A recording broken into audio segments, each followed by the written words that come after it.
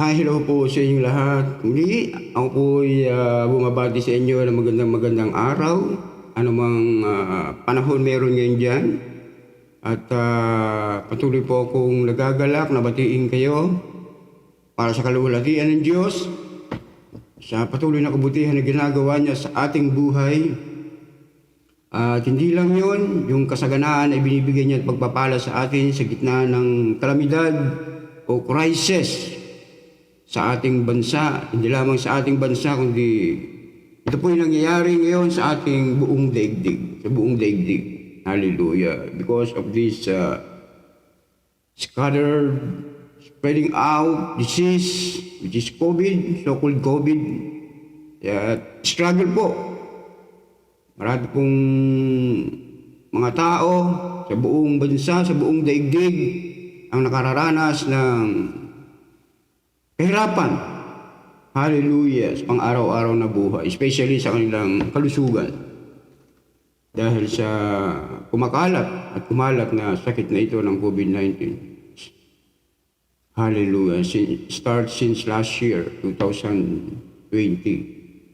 Hallelujah. Gayunpaman, maraming salamat sa inyong lahat mga kapatid sa gitna ng kalamidad na ito at mga crisis na dumarating sa ating buhay.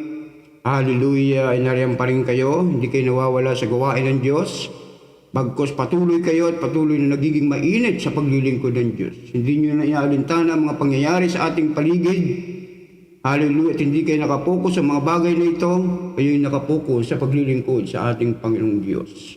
Maraming salamat sa inyong lahat mga kapatid.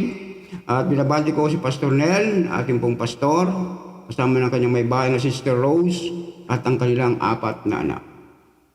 Maging sa bawat mananampalataya, sa bawat pamilya, sa bawat kabataan, at sa bawat mag-asawahan, hallelujah, na patuloy na nagpupuri, sumasamba sa ating Panginoon Diyos. Hallelujah, nagpapagamit at pinapagamit ang kanilang buhay sa gitna ng mga kalamidad na ito. Maraming salamat sa inyong lahat mga kapatid, sa Mercado family, sa Pajardo family, hallelujah, sa Soberano family, sa Ramos family, at sa marami pang pamilya na patuloy na sumusuporta at hindi nawawala sa pagsuporta sa kanilang paglilingkod sa ating Diyos.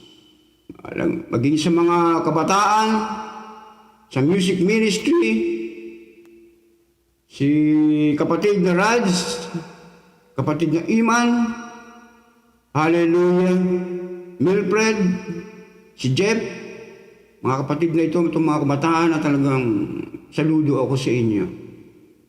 Siyempre, hindi mawala yung Gakutan Children. Hallelujah. Maraming salamat sa inyo, mga kapatid ko sa Panginoong Diyos. Saludo po ako sa inyo sa katapangan ninyo, sa katapatan ninyo. Hallelujah. Sa gawain po ng ating Panginoong Diyos. At maging sa mga tagapakinig o nakikinig palagi ng salita ng Diyos sa pangangaral mula sa Jesus the Only Way Family Church International Ministry Preacher.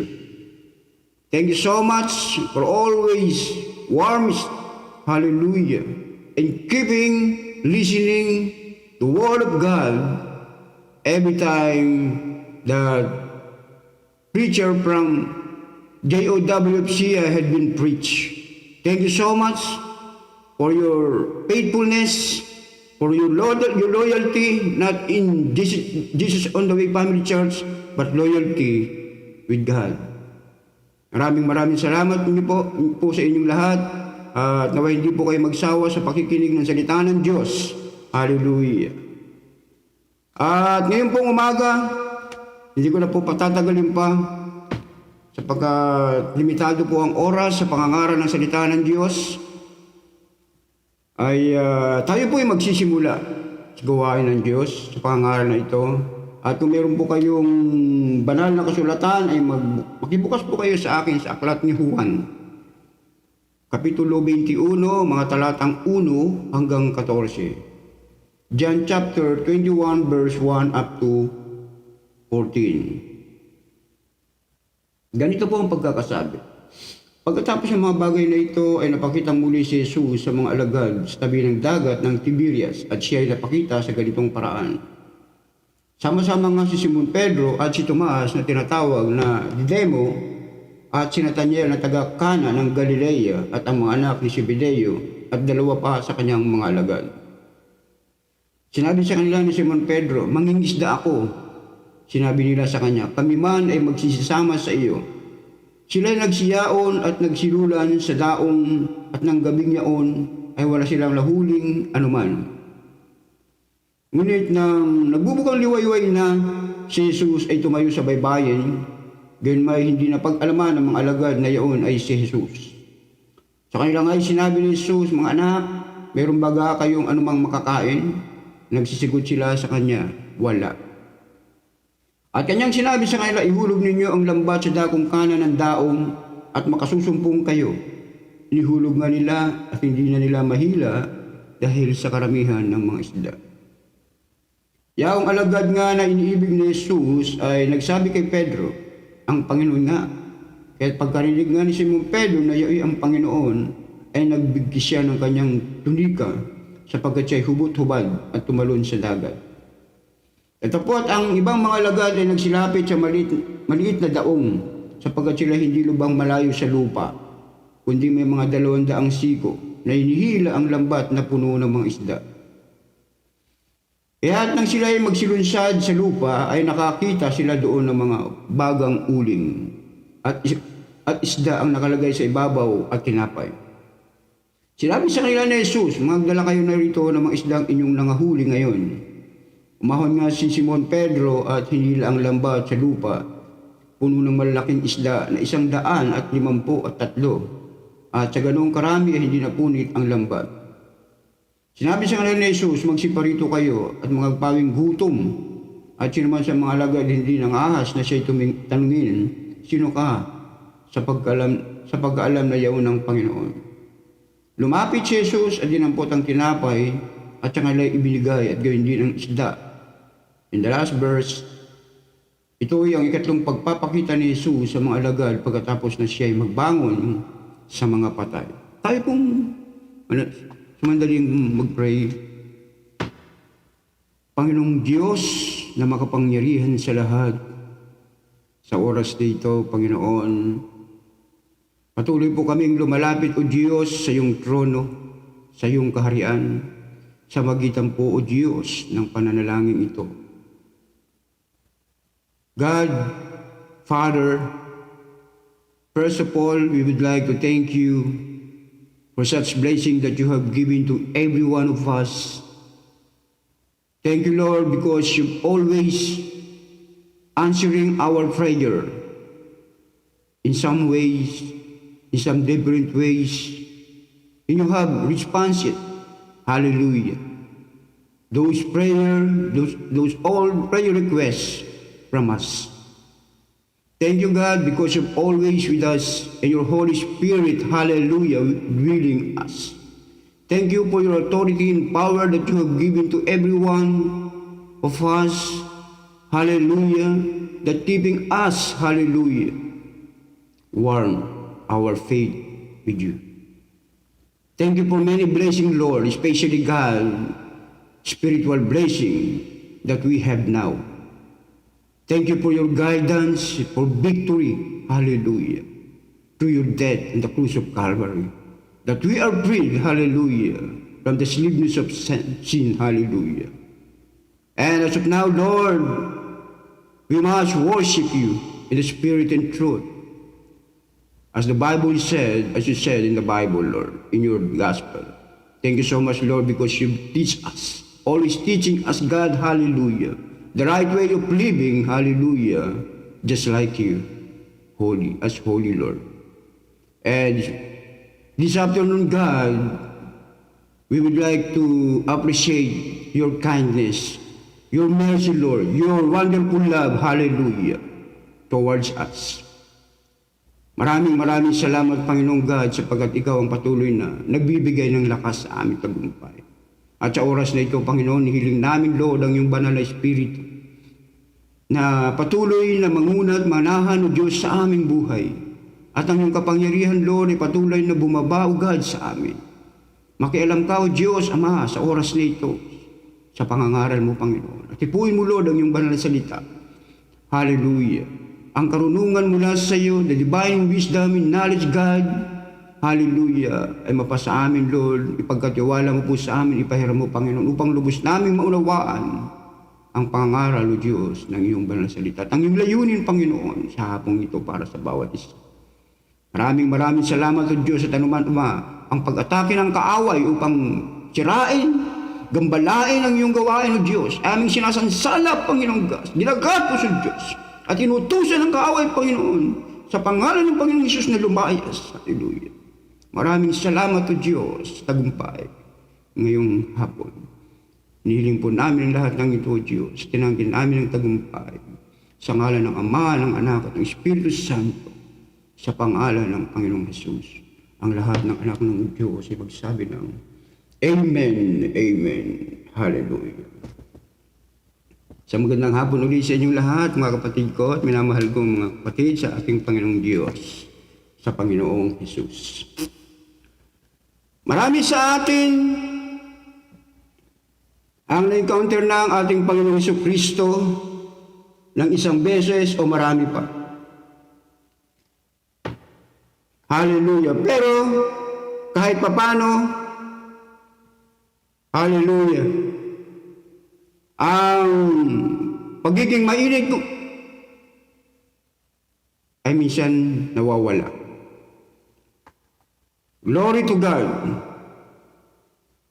Many of us have encountered Jesus at one time or another.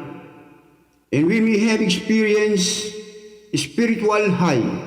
Yung mapuspos tayo. Hallelujah. But somehow, the excitement subsided. Then we went back to our old ways. Hallelujah. Or in our old habit. When we do this, we feel so far from the Lord. From our Lord. Sometimes we'd like to come back to Him, but feel ashamed to do so. Marami pong mga mananampalatayang dating mainit na naglilingkod sa Panginoon dahil sa dinami-dami ng mga problema, dinami-dami ng mga pagsubok na kanilang dinaraanan at pinagdaanan ang naging dahilan kung bakit, hallelujah, nanlamig sila sa paglilingkod sa Diyos. Kaya sa oras na ito, nais ko pong mangaral sa paksang backsliding and its remedy. Hallelujah. At unang punto sa nais ko pong ibigay sa inyo ay yung ating pong topic, backsliding. Jesus had resurrected and appeared to the disciples several times. And we can see this in verse 1 up, then 14. Hallelujah. And what were the disciples doing when Jesus saw them this time?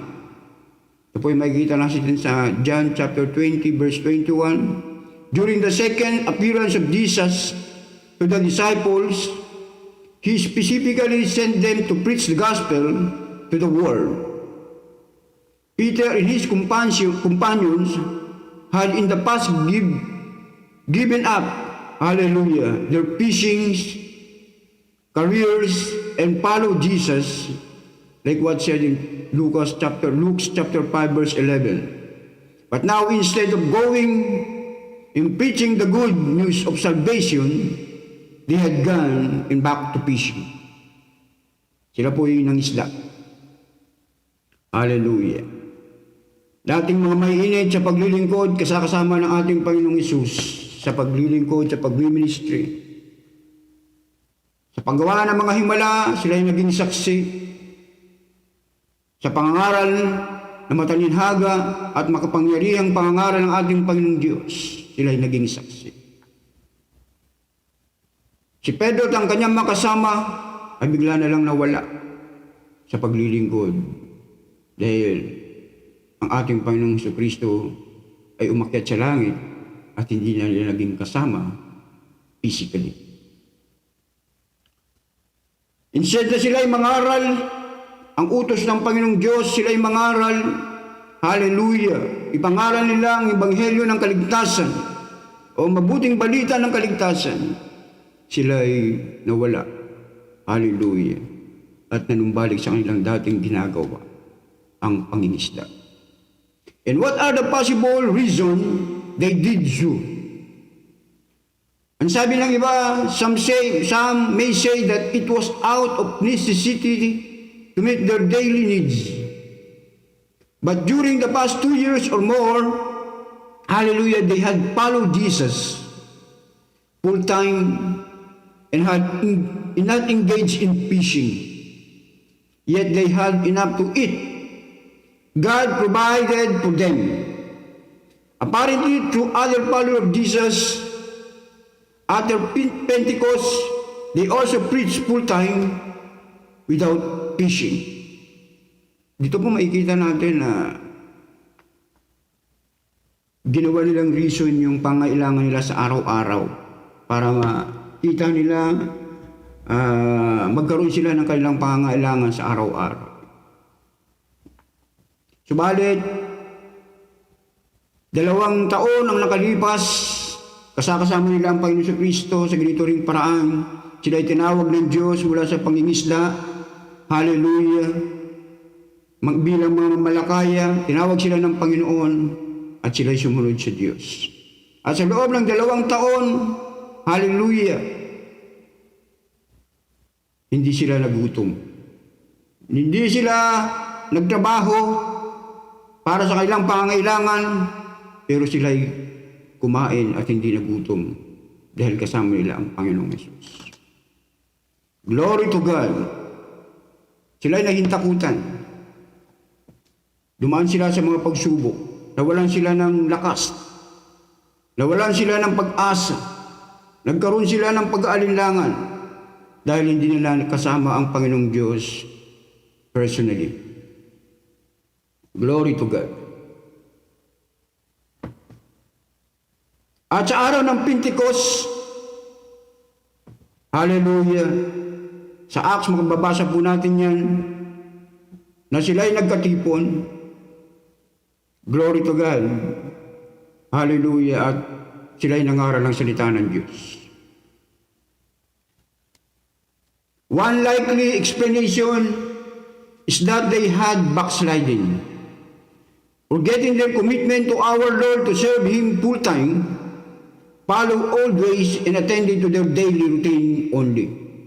Bumalik sila. Sa mikling salita, ito po ay tinawag na backslide. Nag-backslide po sila. Kinalimutan nila yung kanilang mainit na paglilingkod nung kasama nila ang Panginoong Diyos, Panginoong Hesus. Hallelujah. Kinalimutan nila yun, nagbalik sila sa dati nilang pamumuhay, kung ano lang kanilang kinagawian, ang kanilang hanap buhay na pangingisda, o kung ano mang hanap buhay, meron sila yung mga routine na araw-araw na kanilang ginagawa.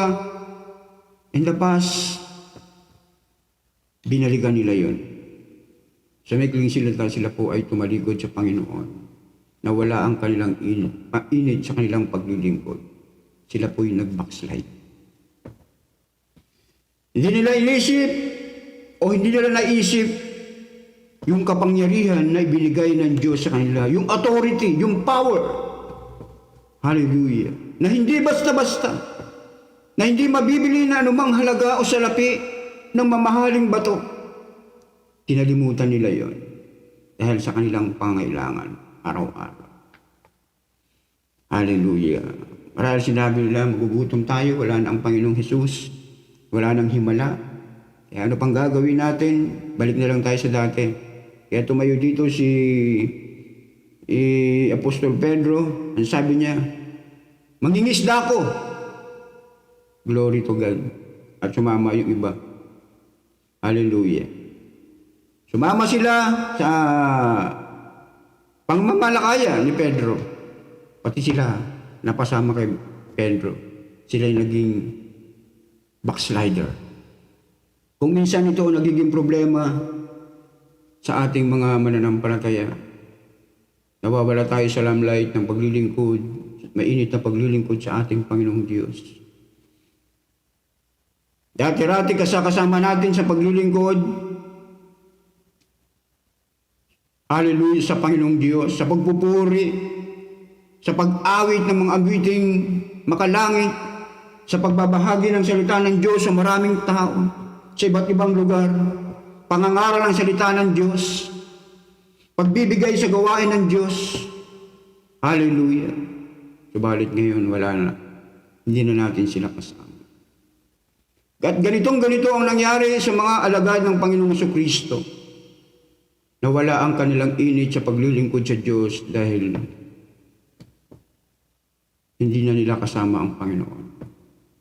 Na sila po ibinigyan ng Panginoong Diyos, Panginoong Hesus bago umakyat sa langit.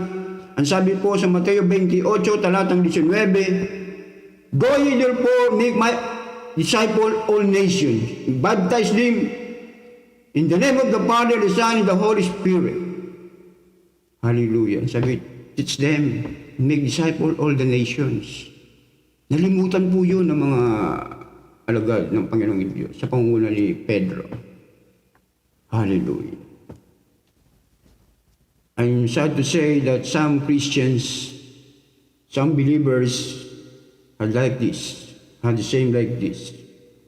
They backsliding, they forgot, hallelujah, everything, the miracles of God in their life. Nawala sila sa paglilingkod. Hindi na natin sila kasama. Dahil sa mga problema, dahil sa mga pagsubok na hindi na naunawaan, hindi na nakayanan, hallelujah, dahil sa kanilang pananampalataya, hallelujah,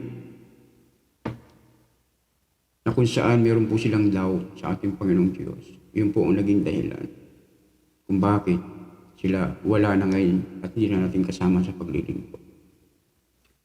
Mga kapatid sa Panginoong Hesus, tayo rin po ba na nagiging katulad ng mga alagad ng Panginoong Jesucristo?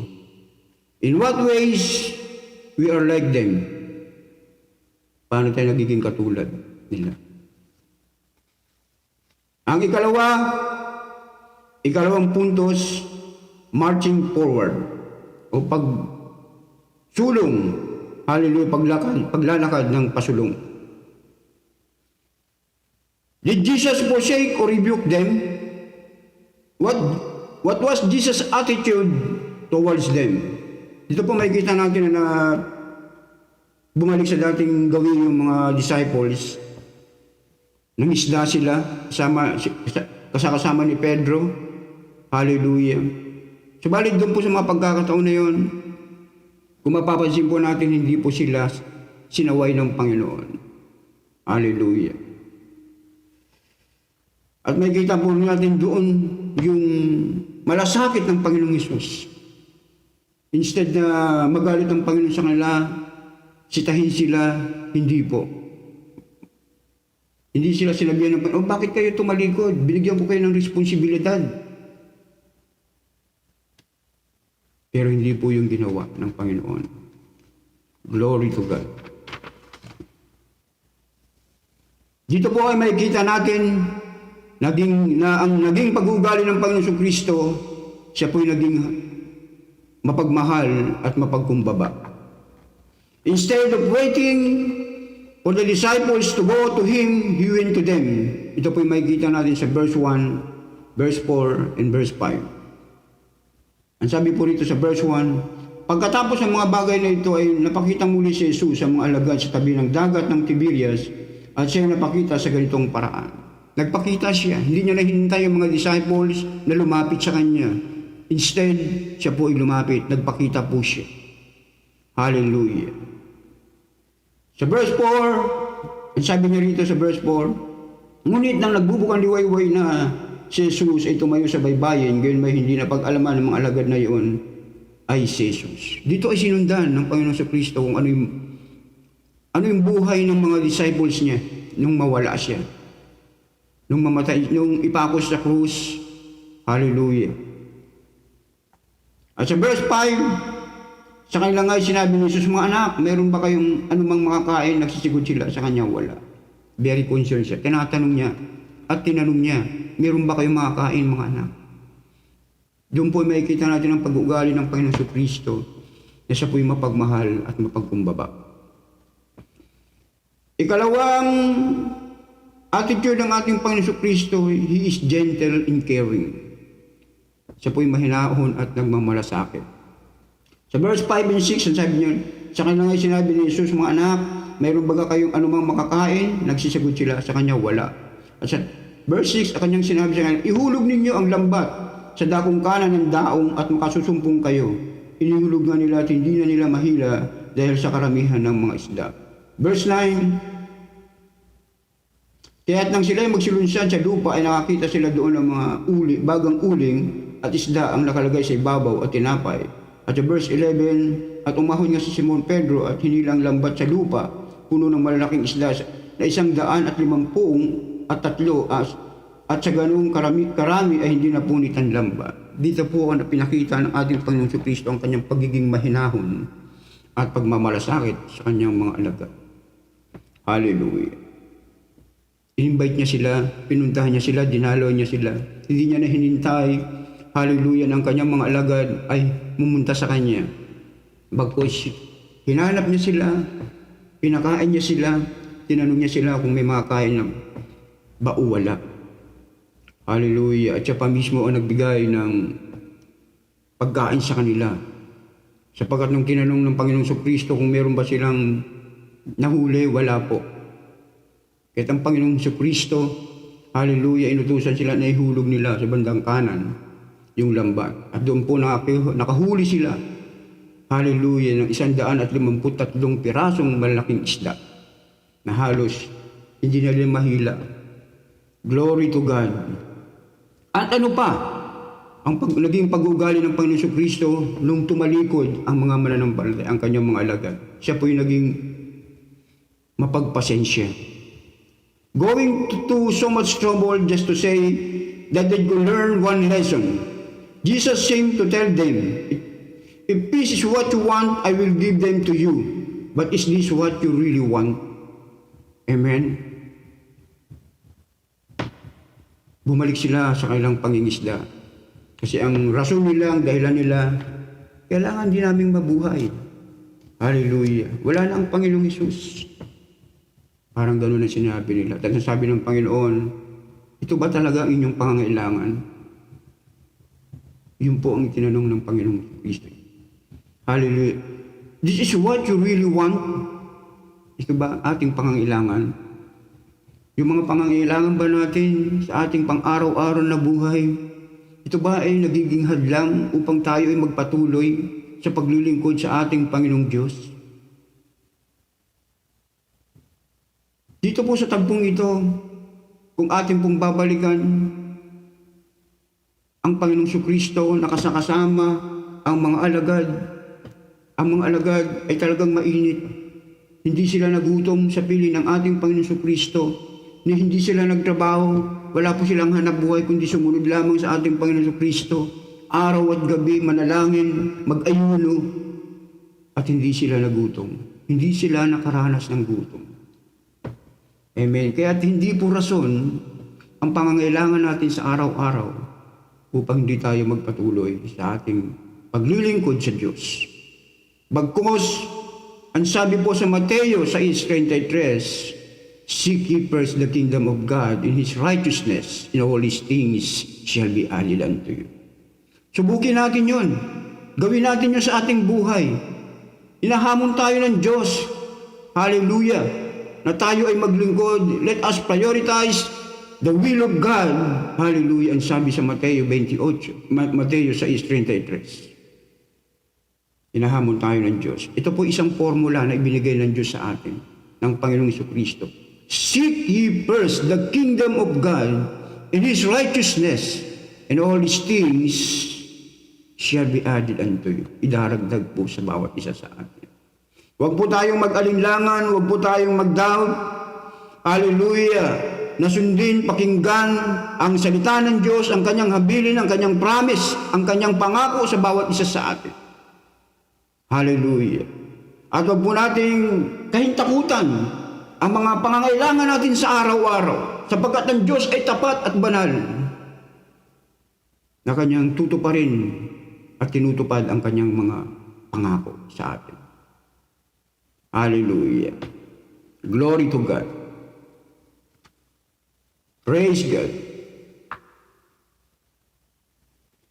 At ang ikatlo, helping the backslider o helping the backsliding. What is often our attitude towards a brother who was backsliding? Ano ba ang ating kadalasang nagiging pag-uugali sa ating mga kapatid na nanghina, nanlupaypay, tumalikod, o sa maikling salita, nag-backslide? Ano ba ang ating nagiging pag-uugali sa kanila? Minsan, condemnation and criticism. Glory to God. Hinahatulan natin yung mga dati nating kapatid, dati nating kasakasama sa paglilingkod sa Diyos. Ganito minsan nagiging pag-uugali natin, hinahatulan natin sila, merong criticism, condemnation and criticism. Tinitismis natin sila, si ganito, si kapatid nag-backslide dahil ganito yan, gano'n, so on and so on. Hinahatulan natin sila. Glory to God.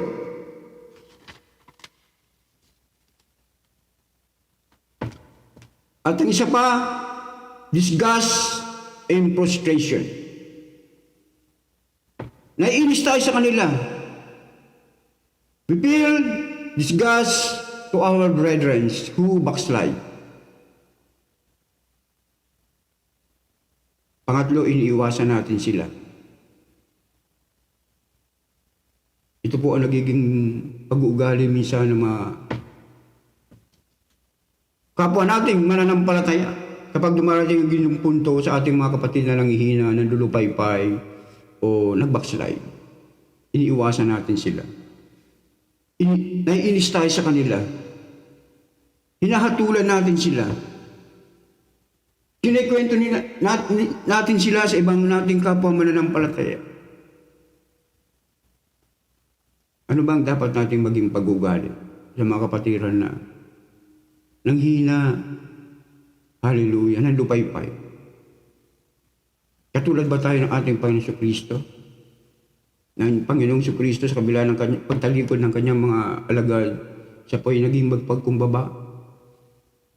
Dinalaw niya pa yung kanyang mga disipulo, in-invite niya, pinakain niya. Hindi niya itinatwa, hindi niya pinagalitan, hindi niya nirebuke, hindi niya sinabi kay Pedro sa mga iba pang alagad, bakit kayo ganito? Wala po tayong makikita sa Bible na sinitan niya o sinawatan niya, pinagalitan niya yung mga alagad. Kundi, minahal niya pa at naging mapagkumbaba siya, naging matiisin siya, naging mapagpasensyoso siya. Hallelujah. They encourage, hallelujah, to turning back with Him in such a good things. Hallelujah. What should we do? Ano ba ang dapat natin gawin?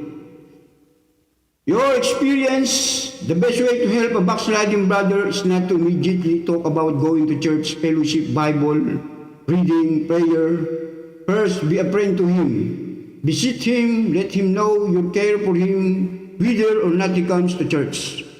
Gradually, as he feels more and more accepted by other Christians, you may begin to talk about church, fellowship, Bible reading, and prayers. Amen. Ang pinakamagandang paraan upang matulungan natin yung mga kapatid natin ang hina, nandupaypay, tumalikod sa paglilingkod sa Panginoong Kristo, hallelujah, hindi ka agad kausapin patungkol sa mga bagay, patungkol sa gawain ng Diyos. Huwag po muna nating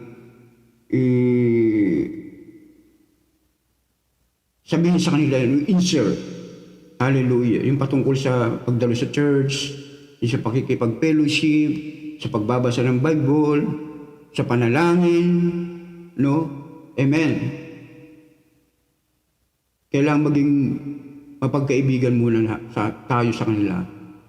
Then pagka nakikita na po natin na sila ay medyo lumalakas na, just encourage them again. Na manalangin, magbasa ng Bible, hallelujah, dumalo sa gawain ng Diyos. Hallelujah. Yun po ang pinakamaganda at pinakamainam na pamamaraan upang ang mga kapatiran natin na nanghina, nalupaypay, ay hindi mo mahiya na manumbalik sa kanilang paglilingkod sa ating Panginoon Diyos. Huwag po natin silang, huwag po tayong mainis sa kanila. Hallelujah. Sapagkat halos lahat po ng Christian dumarating sa ganitong bagay. Nanghihina tayo, nanlulupaypay tayo. Ito po ay part o bahagi ng ating paglilingkod bilang mga Kristiyano sa ating Panginoong Diyos. Huwag po natin sabihin na I'm stable in my faith with God, with Jesus Christ. No, it is wrong. Because one day, you may feel, hallelujah, loose. And you will experience a lot of struggles in your life with God. Hallelujah. Ito po ay part ng ating paglilingkod. Ang pagsubok po, hallelujah, dumarating ito sa isang Kristiyano upang subukin tayo sa ating pananampalataya, kung gaano tayo katatag, kung gaano tayo katibay sa ating paglilingkod sa ating Panginoon Diyos. At dapat po natin maunawaan, ang paglilingkod po sa Diyos ay hindi puro sarap. Hallelujah, meron din pong hirap. Hindi porke po tayo ay mga mananampalataya na puro na lang pagpapala, puro na lang blessing. Hallelujah. Dumarating din po yung panghihina, dumarating din po ang panlulupaypay. At kapag meron pong mga kapatiran na nakakaranas nito, tulungan po natin sila. Huwag po natin i-down, huwag po natin i-depress, huwag po natin i-dismiss. Bagkus they encourage. Let us encourage these people, hallelujah, invite God to serve God again. Hallelujah. At yung mga kapatiran, alam niyo po ba mga kapatid, yung mga kapatiran na naglupaypay dahil sa mga problema para sa kanila, ito po ay matindi. Sila po ay salamin ng ating pananampalataya. Hallelujah. Sapagkat nakikita po natin sa kanila yung mga bagay na kung saan maaari din nating maranasan sa ating buhay. Huwag po tayong humatol. Huwag po tayong humusga. Kundi just encourage them to turning back with Jesus Christ. Yun po ang pinaka-the best. Huwag po tayong mainis. Hallelujah. Katulad po ng ating Panginoong Kristo, siya po ay naging mahinahon, naging mapagmalasakit siya, naging pasensyoso siya sa kanyang mga alagad kahit na ito'y tumalikod. At in soon, doon po ay nakita, hallelujah, nanumbalik po ang mga alagad ng ating Panginoong Kristo dahil sa kabutihang pinakita at pinadama ng Diyos sa kanila. Yung kadakilaan ng pag-ibig niya. At ito ang nais ipakita ng Diyos sa atin bilang mga nanampalataya. Hallelujah. Na maging pattern natin yung ginawa ng ating Panginoon Kristo. Hallelujah. Sa kanyang mga alagad para sa atin. In Jesus has, hallelujah, is a mirror of our faith. Look unto Jesus, the author of faith. Hallelujah. Glory to God. Let us put ourselves in the situation of a person who had backslidden and what usually are our feelings in action. Ano ba yung mga nararamdaman natin? Ano ba yung ginagawa natin? Halimbawang tayo yung ilagay natin sarili natin doon sa mga kapatiran na yun na nag-backslide. Ano ba yung magiging karaniwan nating damdamin at ari nating magiging kilos o gawa? Amen? Shame and guilt. Amen. Nahiya tayo, katulad din nila, nahiya din. Hallelujah. Trying to avoid God. No? Sinusubukan natin lumapit sa Panginoon, pero dahil nga depressed. Hallelujah. Hindi tayo nakakapanalangin, hindi tayo nakakapagbasa ng Biblia. Sinubukan nating iwasan yung mga mananampalataya, yung mga kapatiran natin. Ganito po ang nararamdaman ng isang backsliding. Hallelujah. At bawat Kristiyano po ay nakakaranas ng ganito. Ang sabi po sa Biblia, tayo po ay parang isang ginto na pinaparaan, dinadalisay sa apoy ng pananampalataya upang subukin ang ating pananampalataya.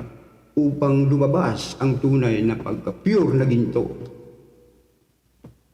o pure na pananampalataya sa ating Panginoong Hesus sa magitan ng mga pagsubok. Kaya I encourage everyone, to all my beloved Christian fellows, I would encourage every one of you to stay in serving with God. What kind of struggle, what kind of trials you have encountered, hallelujah, to serving with God, just stay, hallelujah, with Jesus Christ. Pilitin natin, labanan po natin, hallelujah. At ang magagawa lamang po natin sa mga kapatiran, bilang tayo malakas ngayon, hindi po natin alam, bukas, isang araw, tayo naman po ang papalit sa kanila. Hindi po tayo nakakasiguro na tayo ngayon ay malakas. Bukas, malakas pa rin. Hallelujah, sapagkat ito po ay step by step and gradual step how to be overcome in success your Christian life with Christ Jesus our Lord. Amen. What should be our attitude in response when we have backsliding? Aware that our Lord still loves us and is patiently waiting for us to come back to Him, that He will accept us, then drop to our knees and really return to Him. Glory to God. Maging aware tayo, kaya alam natin na ang ating Panginoon Kristo ay nagmamahal pa rin sa atin. Kahit tayo dumaranas sa Panginoon, huwag na po natin isipin na hindi na tayo iniibig ng Diyos, hindi na tayo mahal ng Panginoong Kristo. Hallelujah. Isipin natin ang Diyos ay patuloy na naghihintay sa atin. Hallelujah. Na bumalik sa Kanya at tanggapin tayo. Hallelujah. At pagkatapos niya, tayo po ay lumuhod. Magsisi, manalangin, humingi ng kalakasan sa Diyos. Hallelujah. Humingi ng tulong sa magitan ng banal na Espiritu. Because our guidance and helper is through the Holy Spirit. Hallelujah. For us. Huwag po tayong magpatuloy sa pagbabackslide. Labanan po natin. Lahat po tayo dumaraan dyan. Lahat po tayo dumaraan sa ganyang bagay. I would like to encourage everyone to stay your faith with God. Hallelujah. Sapagkat wala na pong ibang bagay na mas maganda sa mundong ito, sa ibabaw ng mundo, kundi ang maglingkod sa Panginoon, anuman ang kahirapan, anuman ang mga pagsubok na dumarating sa ating buhay. Hallelujah. Po natin isipin na hindi tayo minamahal ng Diyos, hindi na tayo mahal ng Diyos. Bagkus ang Diyos ay palaging narito sa atin. Palagi siya nag-iingat sa atin. Mahal na mahal tayo ng Diyos. Hallelujah. Kung tinutulungan tayo ng Diyos, tulungan din natin ang ating sarili. Palagi tayong manalangin. Palagi tayong magbasa ng Bible. Hallelujah. Glory. Dumaras man tayo ng mga ganitong panghihina, pandulupaypay. Hallelujah. Sa magitan ng pagbabasa ng Bible, sa magitan ng panalangin, tayo po ay marirestore sa ating pananampalataya, sa ating paglilingkod sa ating Panginoong Diyos. Amen. Ito po ang nais na mensahe na ibinibigay ng Diyos, ng Panginoong Hesus sa atin. Doon po sa mga nag-backslide, hallelujah, glory to God, meron pang pagkakataon. Tayo po ay manalangin, lumuhod, magsisi, at manumbalik sa Panginoong Diyos. At doon sa mga kapatiran na meron tayong mga kapatiran na kung saan nag-backslide, wag po natin silang hatulan. Wag po natin silang husgahan. Wag po tayong mainis sa kanila. Maging pasensyoso tayo. Hallelujah. Encourage natin sila na manumbalik sa ating Panginoong Diyos. Tayo pong lahat ay manalangin. Panginoong Diyos, maraming salamat po, God. Yung banal na salita namin pong narinig, O Diyos, sa hapong ito. Ama, salamat po, O Diyos, sa kalakasan na ibinigay mo po sa amin. Because of your holy gospel, hallelujah, that we heard, hallelujah, this afternoon. Thank you for your power and authority that you have given to every one of us. And to the victory, God, hallelujah. Thank you sa yung banal na Espiritu, Lord, na kumilos, Ama, sa aming buhay, God, sa oras na ito. Hallelujah. At salamat po, Lord, sa moral lesson, spiritual lesson, Lord, na ibinigay mo po sa amin, sa kalakasan, sa pag-encourage mo, Panginoon, sa aming pananampalataya, O Diyos, sa gitna ng aming panghihina at pandulupaypay, Panginoon. Hallelujah. Tulungan mo po kami, Panginoon, at Ikaw, O Diyos, ang patuloy na kumilos sa aming buhay. Na kami, Panginoon, O Diyos, ay manumbalig sa iyo. Palakasin mo kami, Panginoon, sa magitan ng iyong banal na Espiritu, Lord, O God. God, Lord, maraming salamat po, Diyos, sa hapong ito. Ito pong aming samot dalangin, O Diyos, sa pangalan ng Ama, ng Anak, at ng Espiritu Santo, sa pangalan ng Panginoong Yesus. Amen. Maraming salamat sa inyong lahat, mga kapatid. At sa susunod muli, hallelujah, dalahin ko sa Panginoon na patuloy tayong pagpalain ng Diyos sa ating spiritual life, sa ating pang-araw-araw na paglilingkod sa Diyos. Hallelujah. Dahil naman tayo, nandulupay-pay man tayo po ay